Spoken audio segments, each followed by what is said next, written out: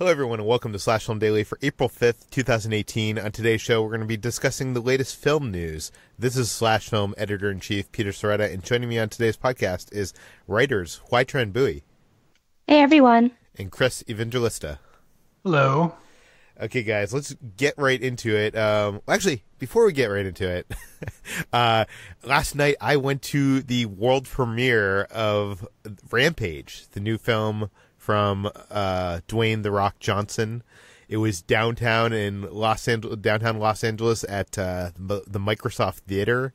It's one of the biggest premieres I've ever been to because there's like 5,000 people at this premiere. And I only mention this because our first story is the early buzz coming out of that premiere.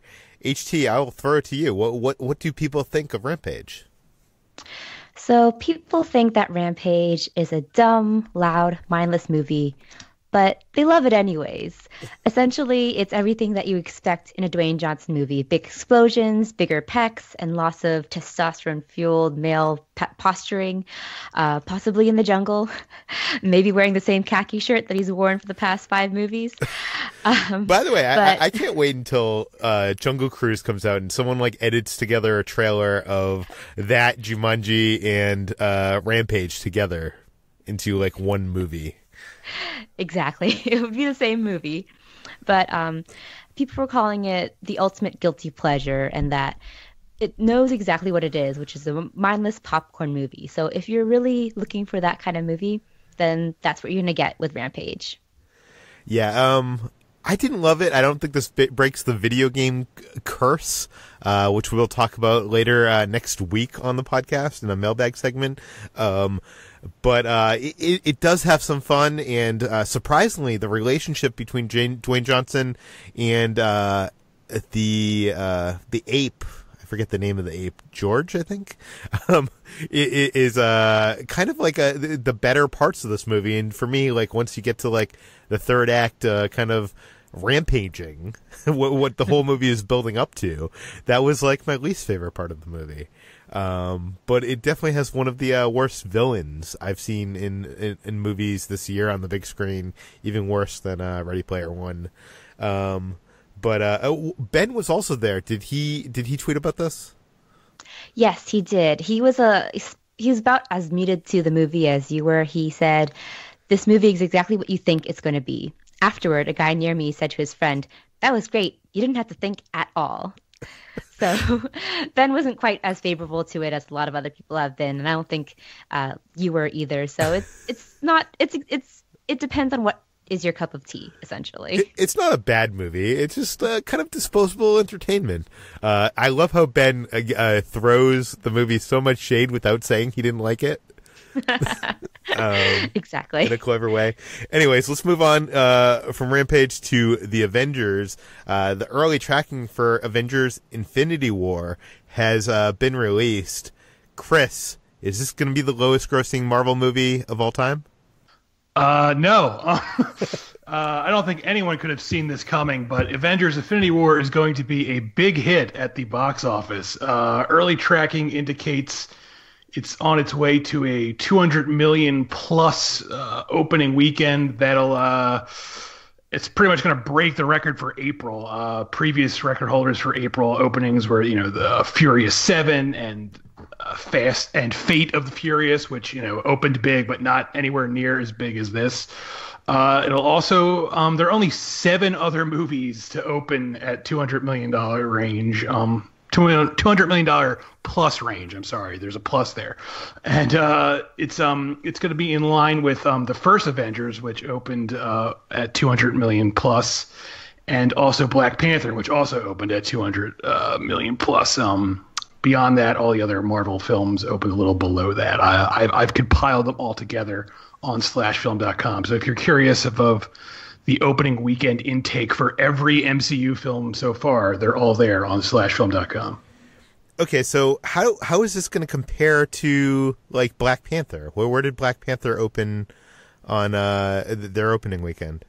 Black Panther had 202 million. It opened with that. So they're saying plus now, which can mean anything. I don't know if it's going to surpass Black Panther or not. I guess we'll find out when that opening weekend comes, April 27th. So who holds the record for the number one opening weekend of all time at this point? Like, can Infinity War beat it? I don't know. I really don't. I'm gonna say yes. I'm gonna say yes, it will, just because the hype for this movie seems insane. But I really don't know. I'm pulling up the opening weekends right now. So the biggest opening weekend of all time is Star Wars: The Force Awakens, and that was 247 million, almost 248. Does Avengers have a chance? I mean, if Black Panther can do over 200 million, I would think Avengers. It's tough. It's tough to say because Star Wars had so much more hype. I mean, it was the first Star Wars film in so long, and it had, original, part of the original Star Wars cast in it. So the hype through that was through the roof. So I don't know. Maybe it won't get there, but I wouldn't be surprised if it came close. Well, we will have to see when Avengers hits theaters. When is that? End of April? April 27th. Yes. Speaking of Star Wars, The Last Jedi is the most profitable film of 2017, which shouldn't surprise anybody. But HT, you wrote up about this list, which kind of considers the budget versus the what they made at the box office. Is that correct? Yes, that's right. So Deadline released its annual report of the most profitable movies of the year, which gauges the movie's budgets and how much the studio spent on marketing and other such costs with how much the studios actually made at the box office. So the top 10 were Star Wars: The Last Jedi, Beauty and the Beast, Despicable Me 3, Jumanji: Welcome to the Jungle, It, Wonder Woman, Spider-Man: Homecoming, Thor: Ragnarok, Guardians of the Galaxy Volume 2, and Get Out. So Star Wars: The Last Jedi overall made a net profit of $417.5 million, which is still a little less than what The Force Awakens performed overall in 2015 with their net profit, which was about almost double that, actually. It was $923.86 million net profit-wise. So people have been saying that, Last Jedi is a disappointment compared to Force Awakens, but it still came out on top in 2017, which is kind of astonishing because Beauty and the Beast broke so many records earlier in the year, but then Last Jedi came in like the last 2 months and just swept that all away. Yeah. And, we hear all these big numbers, and it sounds like the movie theater business is doing so well. But actually, I think a report came out this week that audience theater attendance is the lowest it has been in 23 years, despite the fact that global box office is still growing. It'll be interesting to see how Avengers Infinity War does and what this coming year of the box office does, especially with MoviePass in the mix. But let's talk about home rentals. What are we talking about? Home rentals. Digital rentals. Digital rentals. Digital I guess rentals. home rentals too. Yeah, digital rentals for a minute. Let's talk about digital rentals. In the past we've talked about, what people are renting at Redbox, and it always ends up being like the most vanilla, disappointing movies. Tell me, Chris, we now have a list of the most rented movies on digital for 2017.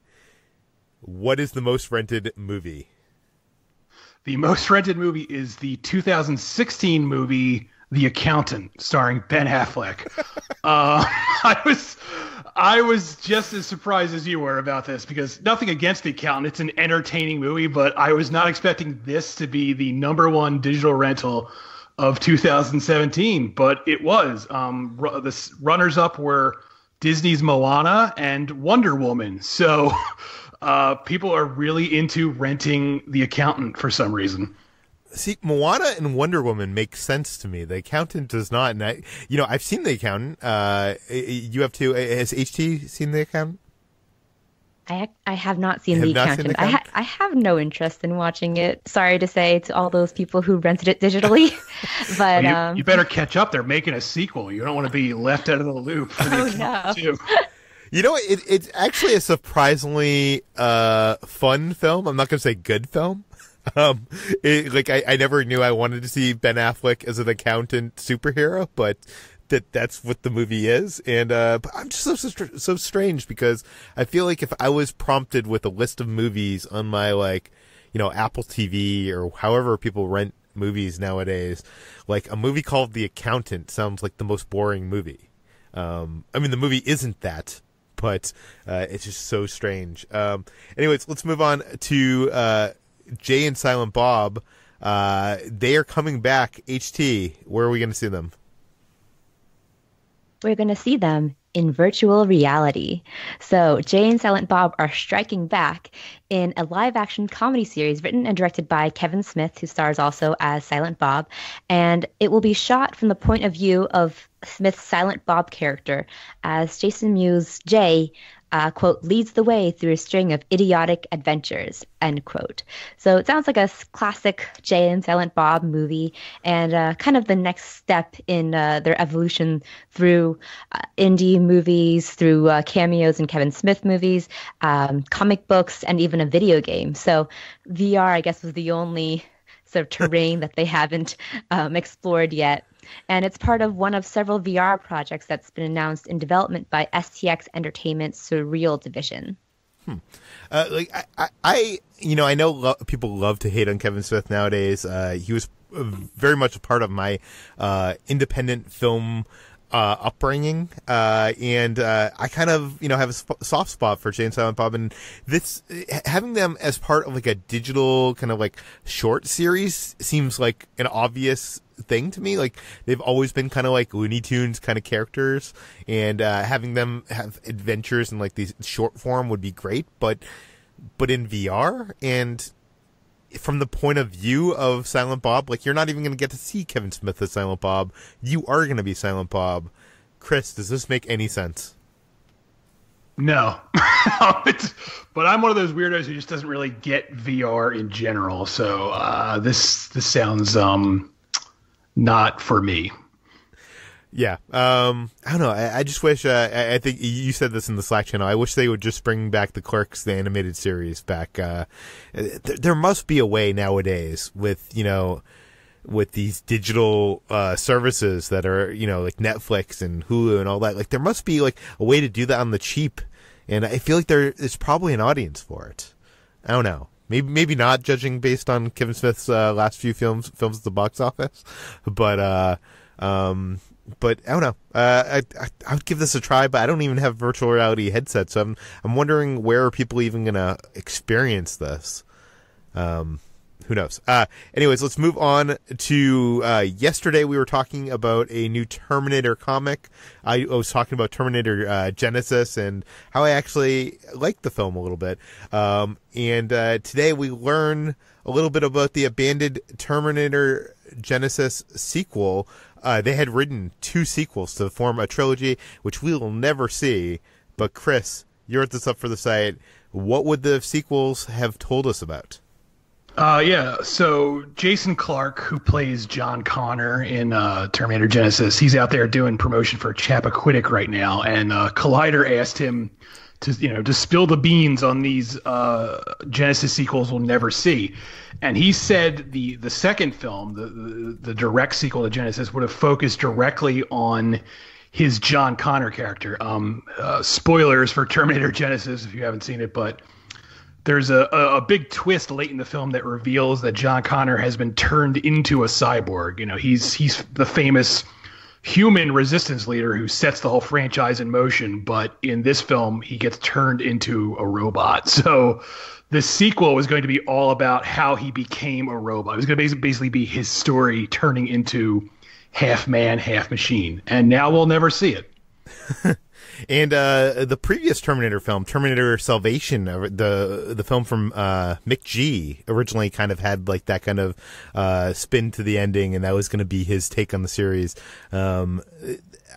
Is there anything there? Is that something you would want to see explored in this new, I guess, James Cameron produced Terminator sequel series? I don't know. This franchise is so strange because, the first 2 movies are great, and then every movie since has just seemed like it's just been trying to top it with like extravagance. It just gets crazier and crazier, but none of them can compete with those first 2 films. So I really don't know what there's even left to do with the franchise at this point. I kind of wonder, like, revisiting the Terminator films, the first film is kind of more like a horror film. The second film is kind of like a sci-fi adventure kind of film, a chase film, if you will. Yeah. I wonder, like, if I was James Cameron, I'd be like, if we're doing another Terminator film, let's do the aliens thing again. Let's change the genre again. But what genre could you take the Terminator films into that would be interesting? Any ideas? Musical? Terminators in space. Yes. In space musical. Yes. Fighting Nazis. I'm not sure if I would pay to see that or not. Okay. That sounds kind of like one of those mockbuster movies, like, when James Cameron comes out with this Terminator film that he's producing.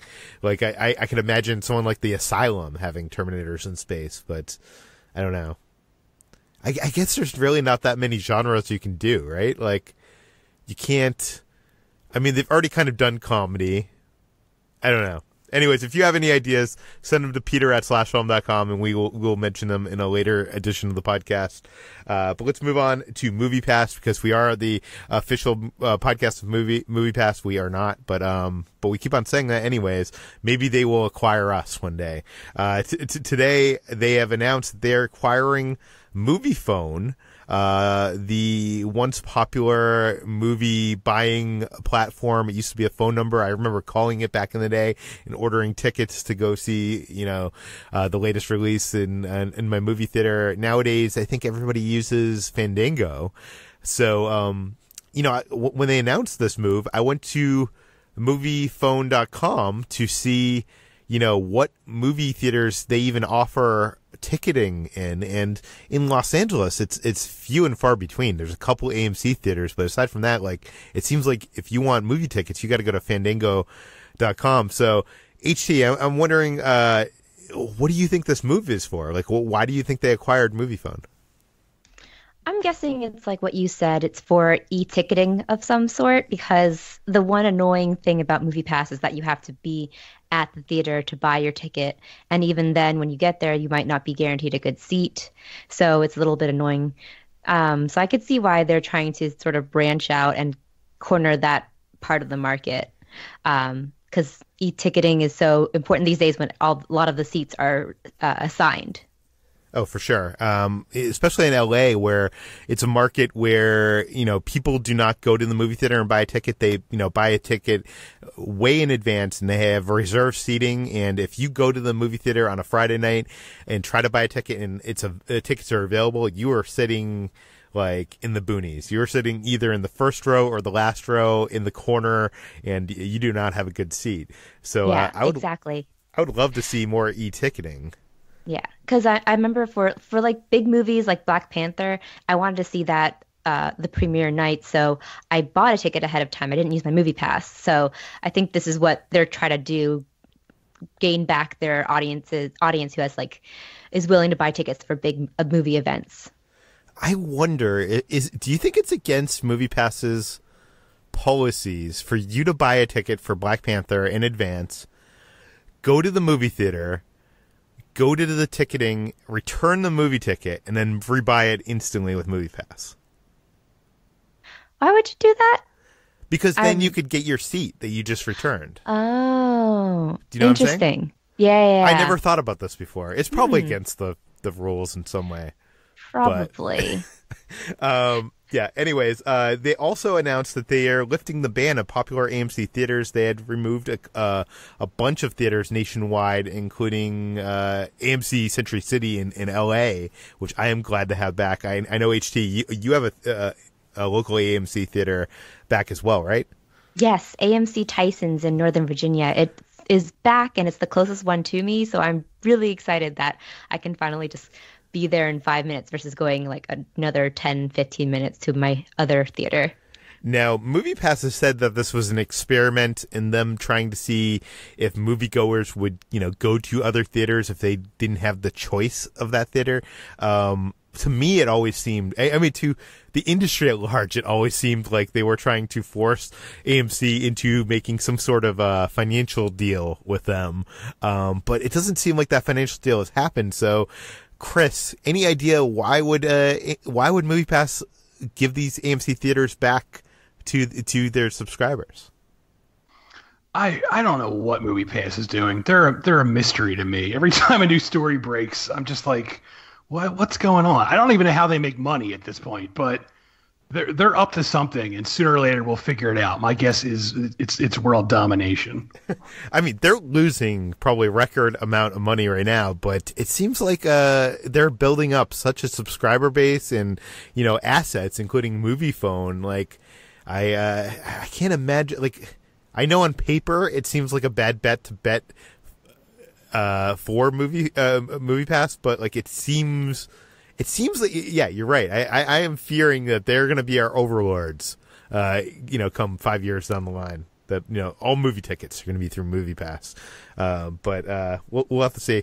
Let's move on to Steven Spielberg. He has revealed that he might finally adapt the Stephen King book, The Talisman. Chris, you're a big fan of Stephen King. Tell us about it. Yeah, so Steven Spielberg has had the rights to The Talisman since 1982, before the book even came out. And he's been just trying to turn it into a film pretty much ever since. For a while, he considered turning it into a TNT miniseries. Then for a while, he handed it over to Frank Marshall to possibly direct it. Now, Entertainment Weekly has a pretty interesting interview with both Steven Spielberg and Stephen King, talking about the various projects they've been trying to make together over the years. And during the interview, Steven Spielberg says he feels like maybe in the the near future, he says, he's hoping to make the film. He says he's not committing to the project as a director yet, but he's saying it's something I've wanted to see come to theaters for the last 35 years. So it's not clear if he'll finally, you know, bite the bullet and direct it himself, or Frank Marshall will still direct it, or someone else. But it does seem like the project is closer to being a reality than it's been in the past. And, you know, he's been kicking this around for 35 years, so I guess we'll see. Now, what is The Talisman about, and do you want to see a big screen movie of it? It's like a fantasy adventure. It's partially inspired by, you know, Mark Twain and the Adventures of Huckleberry Finn, but it has a supernatural bent to it. He co-wrote it. Stephen King co-wrote it with Peter Straub, who's another horror writer. It's not my favorite Stephen King book, but it could be a really great adventure film. I'm honestly surprised it hasn't been turned into a film yet at this point, because there's enough material in the book to turn it into a great, like, fantasy, even sort of Harry Potter-ish sort of film. You know, it's a bit darker, but it could be in that same vein. So if Steven Spielberg himself directs this, I think it could be great, but I guess we're going to have to see.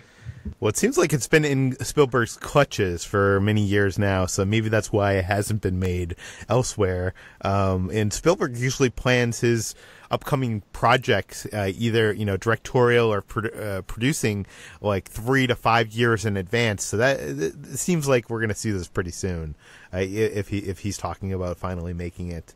But let's get to our final story, and that is Amazon's Lord of the Rings TV show, which we've talked about in the past.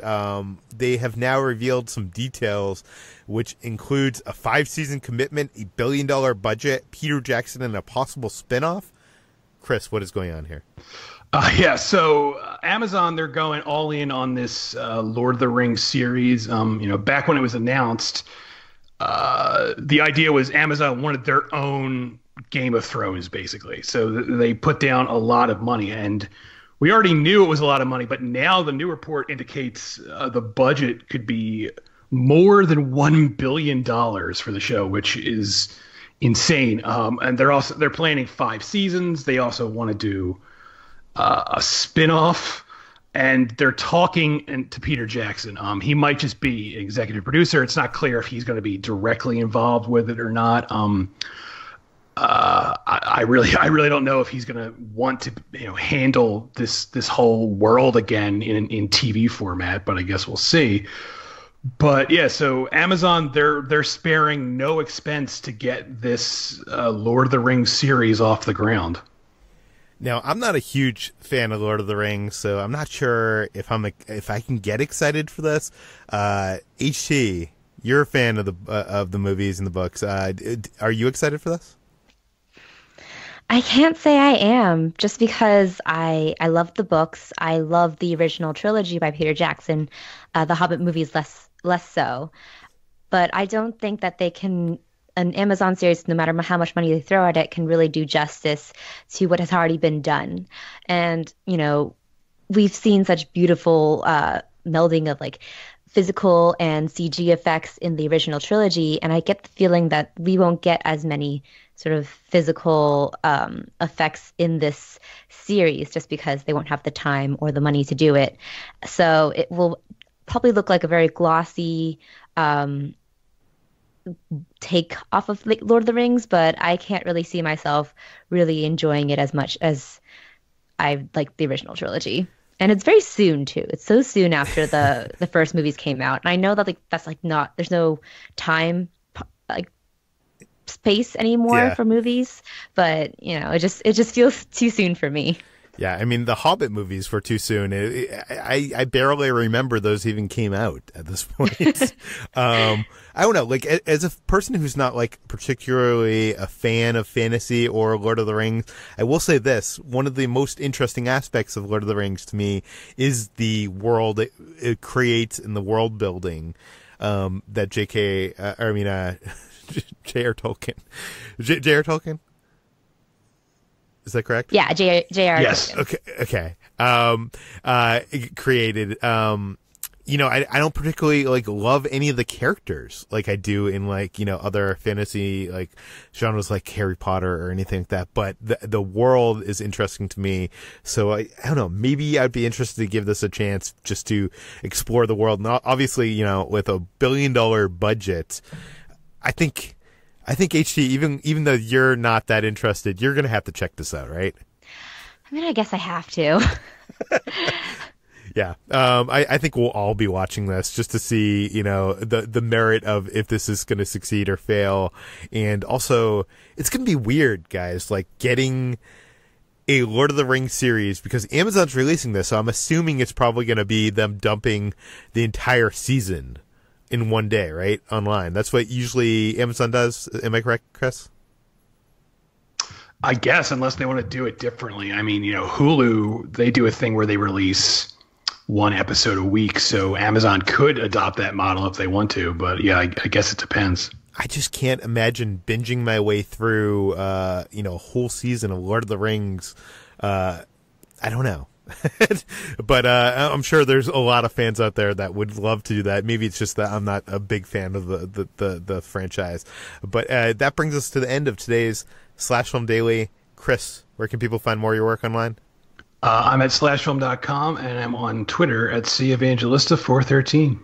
HT, where can people find you? You can find me every day at slashfilm.com, and I'm on Twitter at HTranBuoy. You can find me at SlashFilm on Twitter. You can find all the stories we talked about today on SlashFilm.com and linked in the show notes. SlashFilm Daily is published every weekday, bringing you the most exciting news from the world of movies and television. You can subscribe to the podcast on iTunes, Google Play, Overcast, Spotify, all the popular podcast apps. Please feel free to send your feedback, questions, comments, concerns to Peter at slashfilm.com. Please go rate and review the podcast on iTunes. Tell your friends. Spread the word. We'll see you tomorrow.